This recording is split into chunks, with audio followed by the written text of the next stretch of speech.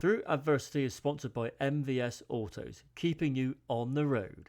MVS Autos offer a range of vehicle services including MOT, servicing, repairs, welding, diagnostics, aircon and much more. Based in Wormley, serving all of Bristol and surrounding areas. For 10% discount, quote TAP MVS when booking. Hello and welcome back to Through Adversity with myself, Rich, and my co-host, Chris, my academic genius. How you doing, mate? How you doing? Pretty good, thanks. I'm good, thanks, mate. And before we start, I want to do a big thank you to our sponsor, MVS Autos, based in Wormley, Bristol. A family-friendly garage who will not rip you off, so please give them a shout. If you're interested in their services, look at their website, and the link will be on below us. And because we haven't done this for a while, have we? It's been how many months, Chris, since we last recorded? Yeah, it's been about 4 or 5 months, I think. Yeah, and the difference is you got less hair, I've still got no hair, I've got a tan, the sun's out, it's the middle of the summer, we're good to go. We don't get much Absolutely. sun up in the northeast, so no You tan don't do here. you're that pasty look is like prison grey. Get used Yeah, to yeah. that. And if anyone does actually like what we're producing, don't forget to like, comment, and if you're interested in subscribing, I know it's not a done thing these days, but click subscribe and we'll do our best to keep you entertained. So today, Chris, what are we going to talk about? Yeah, we're going to talk about bereavement, because people always associate bereavement just with losing a loved one. But Yes. you can bereave a lot of things in your life. And the kind of things that we've both been through, kind of, I think we've both had a lot of loss in our lives in a lot of different ways. And so I think it'd be good to sort of explore that a bit. So do you think a lot of people would have suffered bereavement without even knowing then? Yeah, massively, massively. I think they might not even realize that they've been through like the stages of grief, Mm, and it's affected other things in their life. So maybe once we've gone through some of the stuff today, they might kind of realize, oh, actually, maybe I responded to that person in that way just because I was grieving this loss before. yeah. It could be anything like a job loss. Um, I know I hurt my back, and I lost a lot of things through that. You had to go to Yeah. prison. It lost a whole way of life from that. Yeah.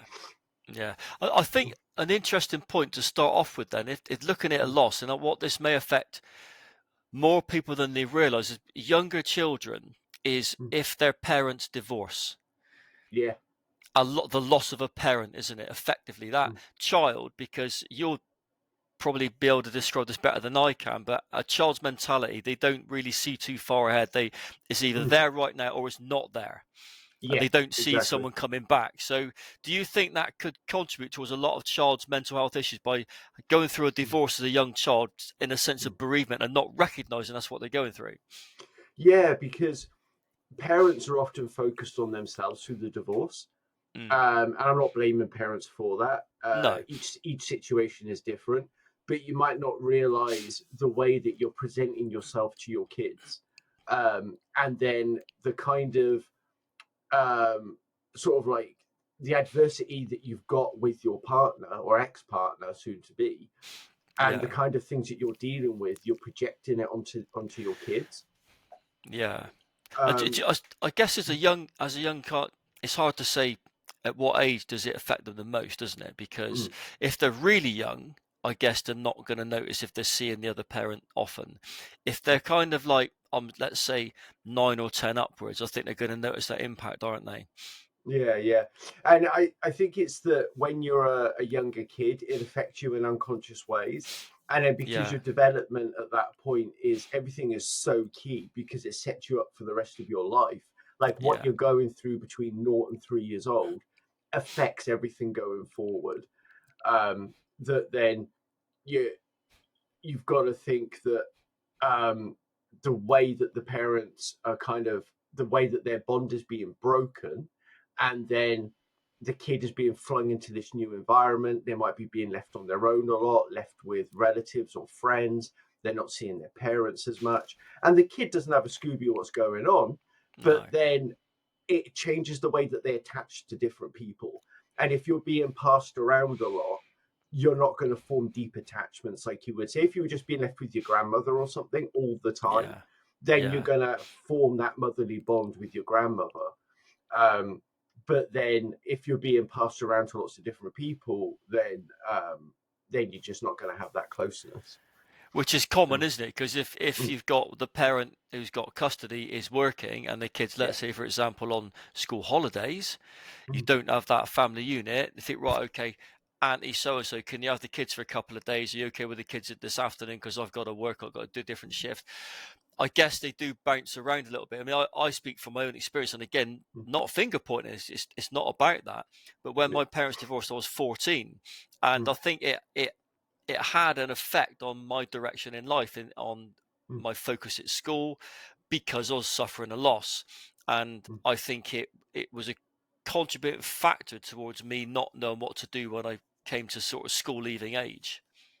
Yeah, yeah, and then forming your own relationships with people.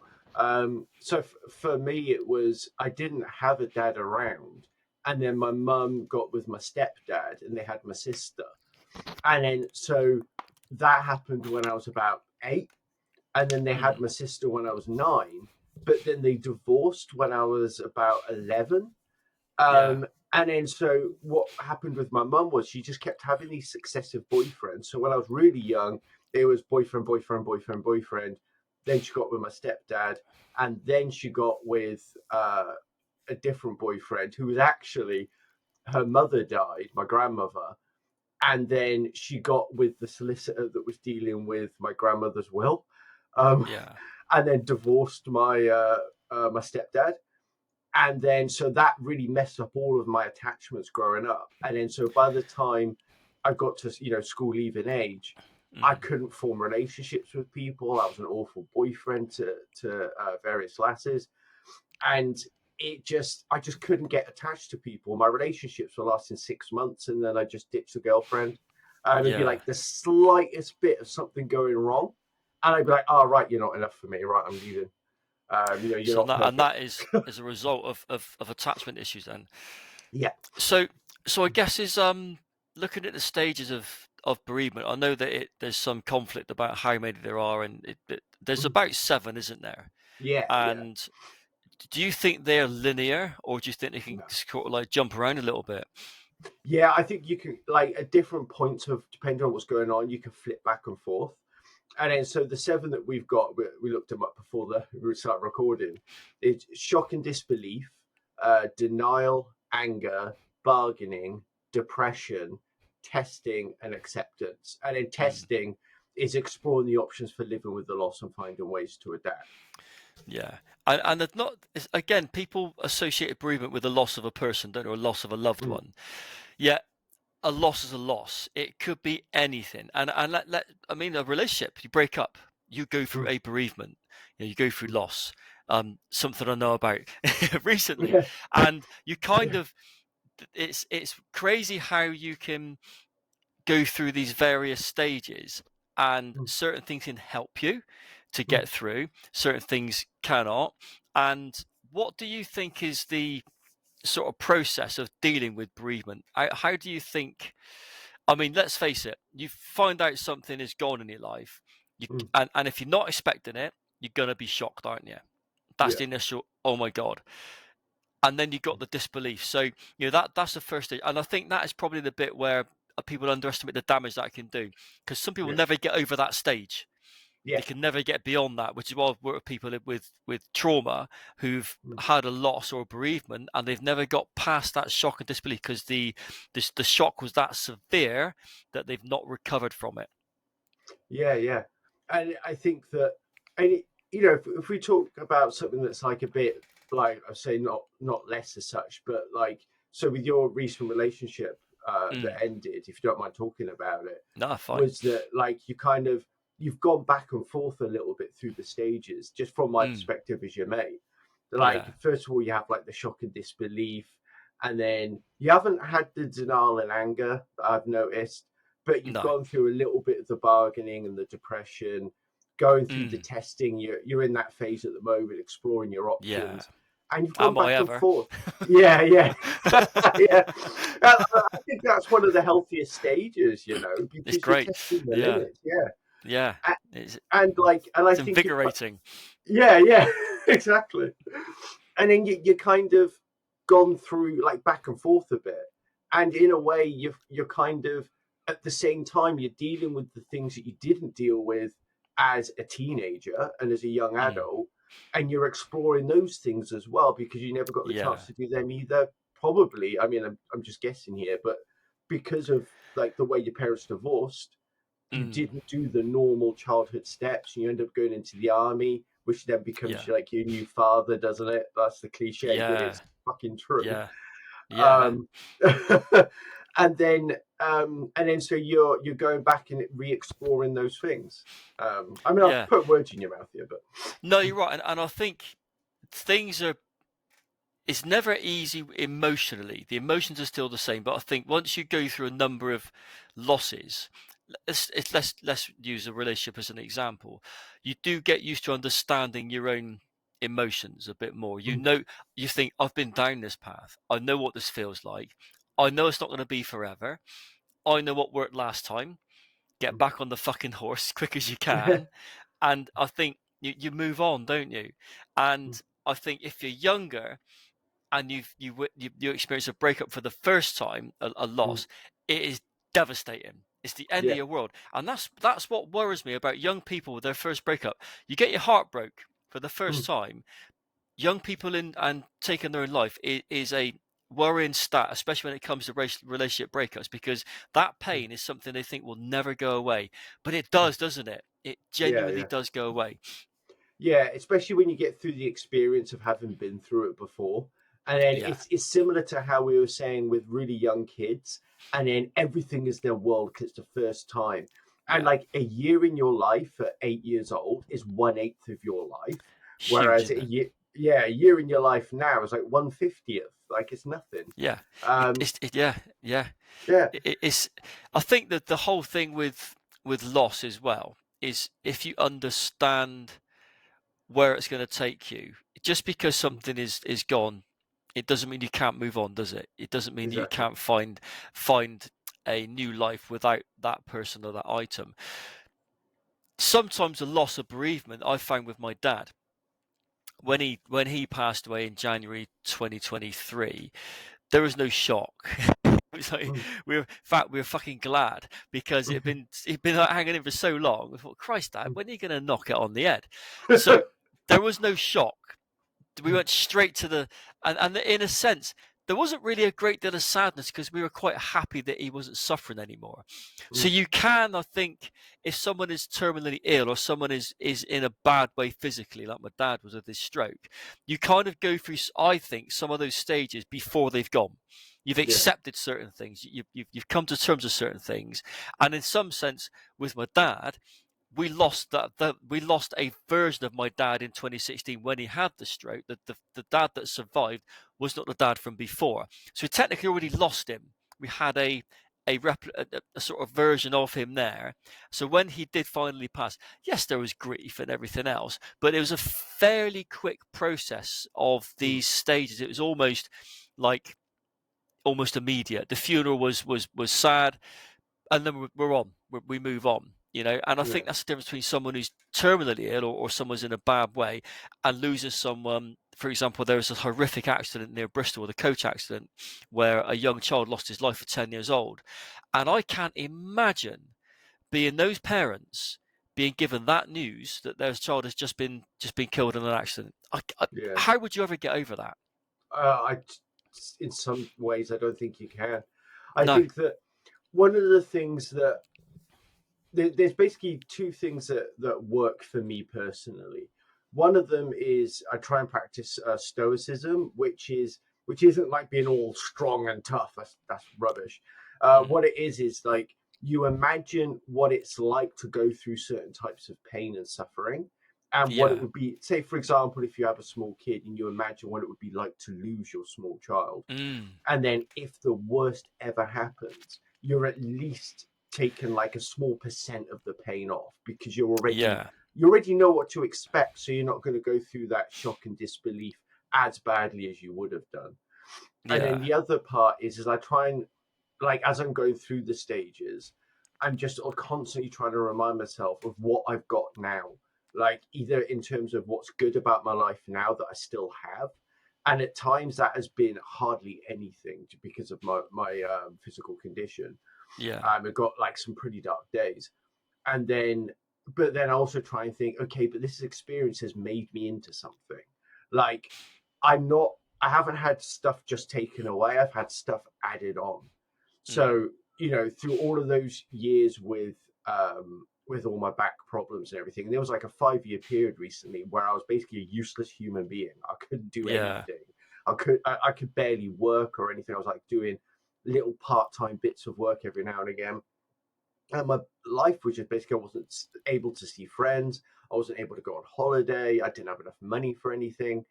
And it was really difficult, but I still had to Mm. sit back and think, you've still got your partner who is still standing by you.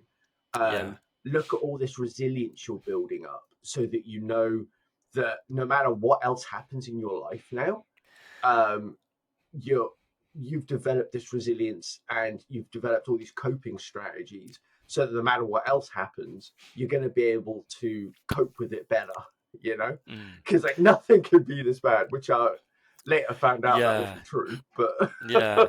So looking at how you prepare for that Mm, ultimate loss in some way, I guess mm, in the same respect, if you're looking at loss of liberty, for example, now if someone is actively involved in crime, mm. in a sense, they should be mentally saying to themselves, at some point, I'm going to get caught, and then I'm Yes.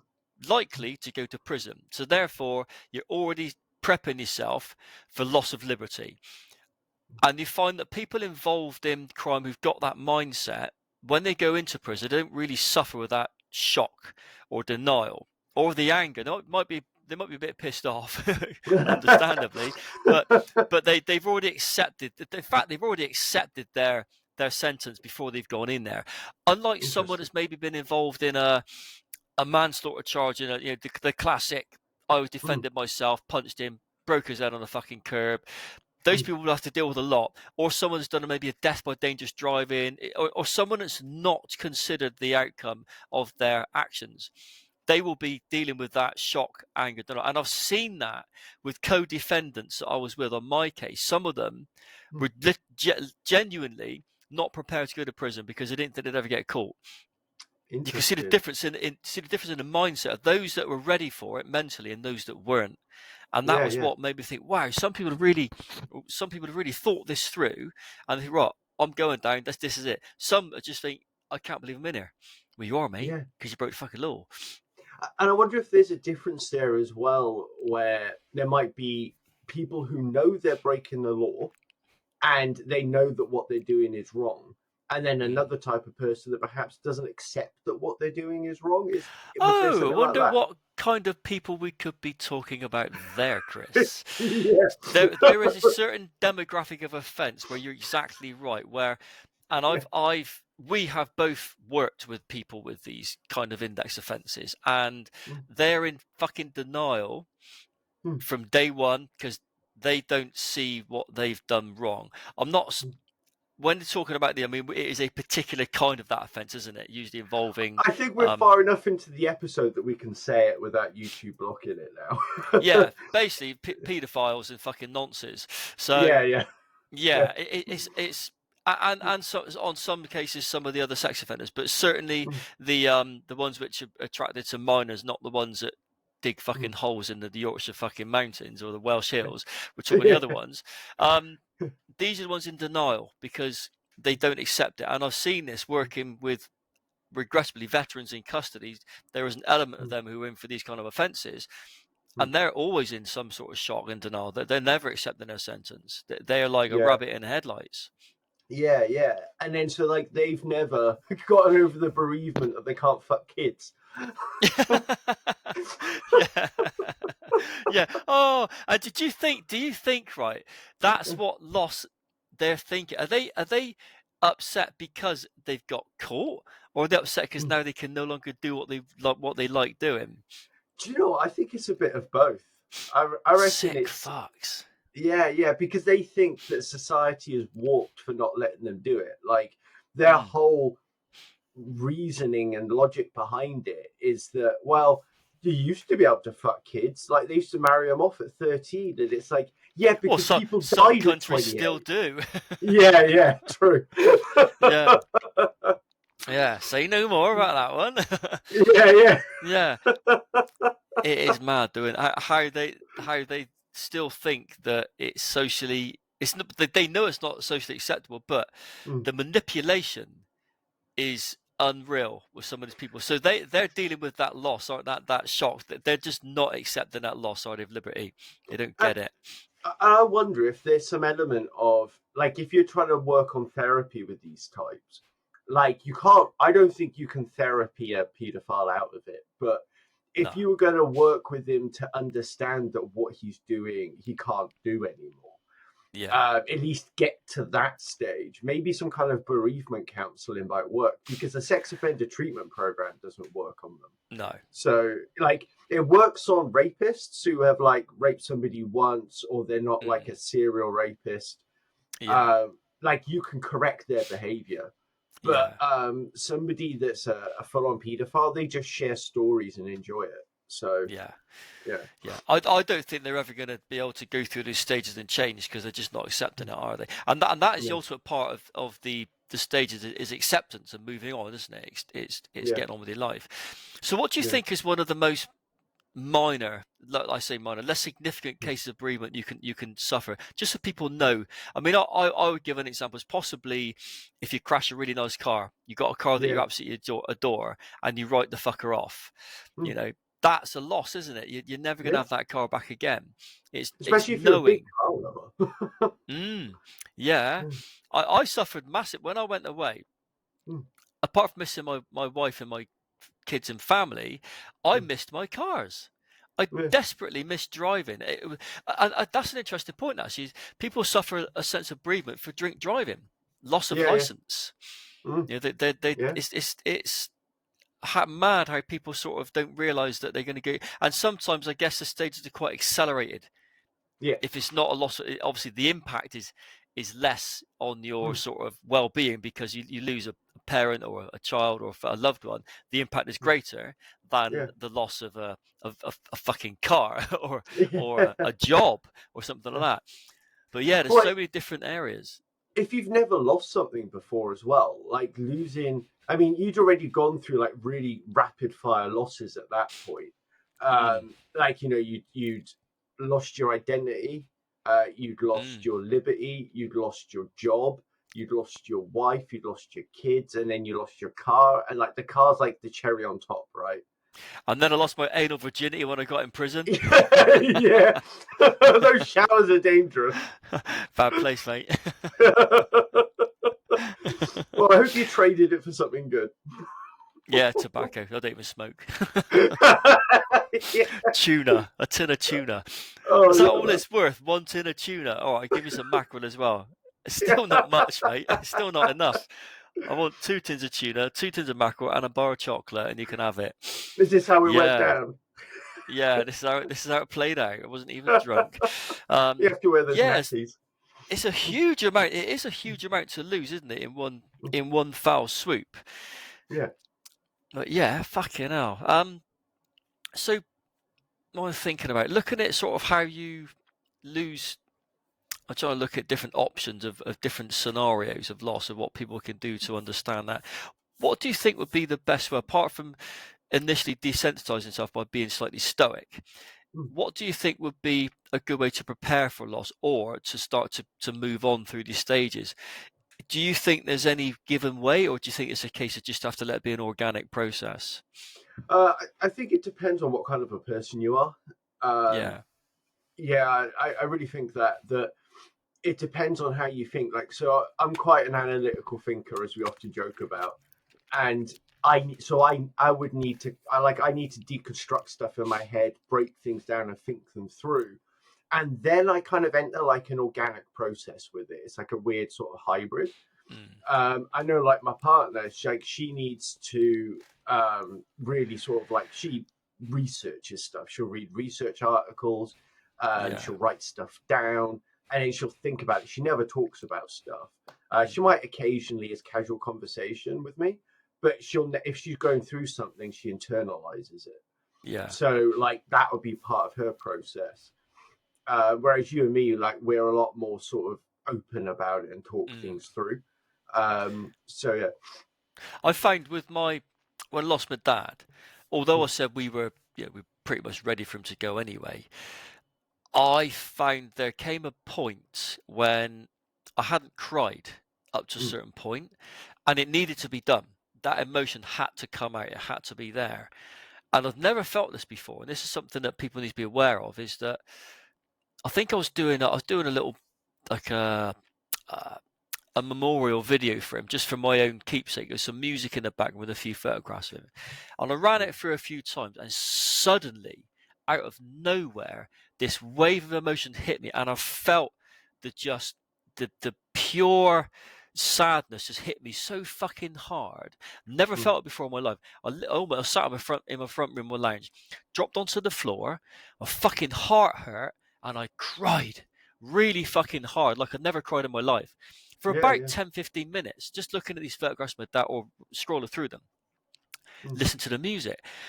I've never felt anything as powerful as that moment of grief mm. when that sadness came through. But afterwards, I felt amazing. I thought, Yeah, wow, that needed to come out. That had been held in there probably for a long time, probably since I found out he'd had the stroke in 2016.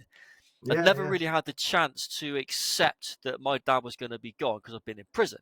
I wasn't coming out until yeah. 2019, so I think Mm, that was the pent up emotion which had been sat there bubbling away, waiting for the right time.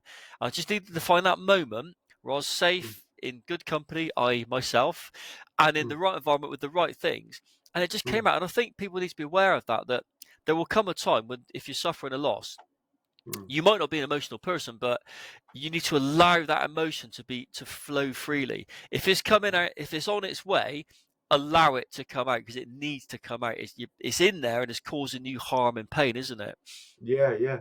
And then would it have been the case for you? I mean, because I don't know what prison's like for this stuff, but I imagine you wouldn't have been able to express any emotion like while you're in there, or maybe in your cell at night, or Yeah, it's quite difficult because yes, you're in your cell, and the difficult thing about when you get this news about your dad, and mine was I rang up home as I do every day, and I spoke to my then wife, and she broke the news that dad had been involved in a serious accident.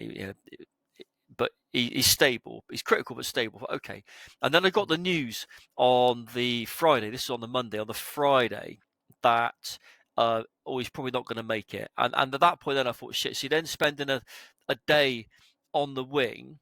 I didn't go into Jesus. work, walking around thinking, oh fucking hell, waiting to see what's going to go on. But you've already informed chaplaincy, and they're Yeah. then getting their wheels in motion to try and get you out for an end of life visit. So Mm, you're kind of in this place where you don't know what's happening. If you're not in prison, you can just go to the hospital and spend time with them, ready for them to go. But if you are yeah. in prison, you're waiting to see if you get the green light to go out and see them, because they're still in closed conditions. So they didn't always give Yeah. you the green light, but luckily they did. So I got to go see my dad, and that was really good. That was really powerful because I got to spend time with him. He didn't die there; he survived. But the fact is, I went through that level of acceptance. Mm, I said goodbye to him, told him I loved him, went back to mm. prison. Thought, right, if he goes now, I've said goodbye. You've I'm done going to it. be all right. Yeah. We've made our peace. But in prison itself, luckily, the wing I was on, there's some really good people around me. And I mean, they're Mm, really good. And it allowed me the space. I think two people pulled me into the cell and said, come on in here, Rich. They give me a massive hug and a mm. bit of a All right. cry. And they Mm, said, it's all right, sit down, just chill out. And I think they mm. understood, because I think they maybe lost people themselves while they were inside. And there's just Yeah, two yeah. guys did that. I mean, more would have probably done it as well. But there's two Mm, particulars. They saw that I wasn't right. I said, mm, Rich, come in here, sir. Come and sit down with me, have a cup of coffee. And you get mm, that sort of, I guess, that link or bond with certain people which are genuine, although they've done some really bad things, they've still got good Yeah, yeah, hearts.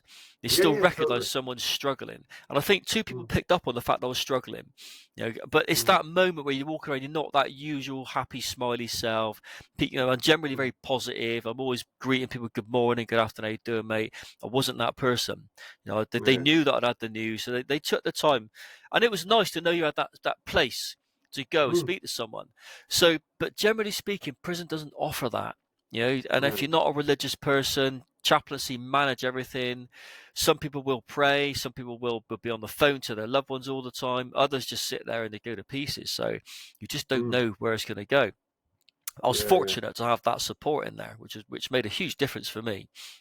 Yeah, some good friends, it sounds like. Yeah, Yeah. and then he got shipped out for fucking smuggling booze into the prison. Oh Bless him, no! Oh mate! bless him. That was some time afterwards, but yeah, bless him. Oh, that poor bloke. I know. I wonder why Yeah, he's always so fucking happy. yeah, yeah.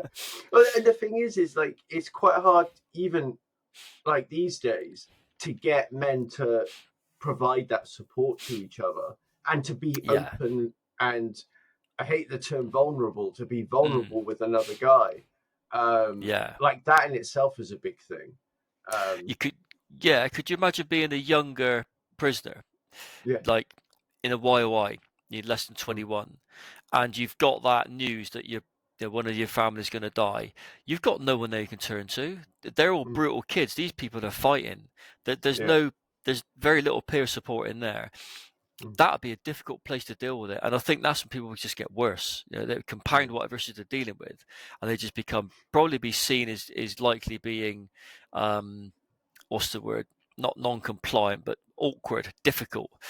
yeah, But yeah. yeah, some of the younger people struggle in those environments. But in the grown-up Joe, you got a little bit more. There's a little bit more support. But again, if you're dealing with mental Mm, health issues already, and again, what if you're the sort of person that doesn't communicate well, because some lads in there don't have the best communication skills. They've just had a mm, phone call that they've lost someone, or that maybe they've even lost one of their a child, mm, and they've kicked off. The staff are in on them, twisting them up, and they're struggling to say, "Look, I've just lost my fucking son." They don't yeah, know how yeah, to do that. So that's yeah. where the difficulties come. So it's a difficult Mm, environment, but no, it's not mm, something I wish on people. But there's a mm. tip: don't get involved in crime. You won't have to deal with the bereavement when Yeah, you're in prison, will you? Um, yeah, yeah. but yeah, do you think there's anything else we can cover on bereavement and loss? So I don't know. Like, I just kind of, I like this idea of being in unusual circumstances and having to cope with something. Like, because, and I don't like it, obviously. I mean, I find it interesting because Mm, I was out, you know, this was quite awkward being an Amazon Flex driver and then having mm, this happen. But I was, it's a couple of weeks ago now, and I was driving home after the job and then yeah, my mind started wandering and then I was just driving down just a straight road. It was like about three yeah, miles long, and my mind just went to all sorts of places. And then so you know I was yeah. in hospital the back end of last year, and I just started having a panic attack while I was driving. Really? I just burst into tears. I was like Mm, proper blubbering, and then I was yeah, just like breathing heavily, like I couldn't catch my breath. And I just fucking pulled the car over and I just stayed there for like 15 minutes and then yeah, got myself home and then just told my partner about it. And then she was just like really supportive. But I was just yeah, like, what do you do? Like, I was lucky that there was just a bay to pull into, you know, those overtake bays. And I yeah. was just thinking, fuck, because I couldn't drive. Was it that bad? Was it that severe that you literally had to pull over immediately? Yeah, yeah. It was just like, 'cause I could feel it coming on. And I was like, no, I've got to drive. I've got to drive. And Yeah, then and I think I started panicking more because like what if I have a proper panic attack and I'm driving? yeah. And then it started becoming about that as well as having all these flashbacks. And then Shit. yeah, and then it was just like, and this is what happens when you don't deal with the bereavement. Because I'm Yeah, this is the shock and disbelief coming back. They're like, oh my yeah, god, I nearly fucking died. And then yes, I kind of realized that again. And then so I've been through all the other stages over the time, and then yeah, I'm right back at shock and disbelief because I'm waiting for therapy. And then yeah. it's almost cruel, I think, to have all these ridiculously long waiting lists. But Yeah, Yeah, so basically you were traumatized by your experience, and the yeah, whole thought of the what ifs, mm, it just came flooding back to you, and I guess that makes you recognize your own mortality, doesn't it? You think, fuck, I nearly mm. died. It Yeah, can take yeah, a while. I've had mm, several things where I thought, shit, that was close. You know, yeah, where I look back and think, my God, I nearly died then. But I never thought mm, about the reality of it at the time. I was just too busy being young. But when I yeah, look back now, I think, Christ, how many times have I nearly died? I shouldn't be yeah, here. yeah, But yeah. but but it didn't traumatize me in a way because at the time I was just being an idiot. But Mm, if you're older, I think in this situation is different. And trauma and a disorder can embed itself in you depending on mm, circumstances at the time, can't they? You can people can yeah, have you can have two people walk in the same situation, walk out the other side, both survive and be affected differently depending on their brainwave massively. activity and how they are. You know, Mm, and training and conditioning and such like makes a huge difference. You know, mm, a sense of desensitization to their environment helps, but it still mm. doesn't mean it doesn't affect you. It just means that people survive differently. But no, mate, Yeah, yeah, tough time. So I think really we've nailed a bit of bereavement there, haven't we? yeah, yeah.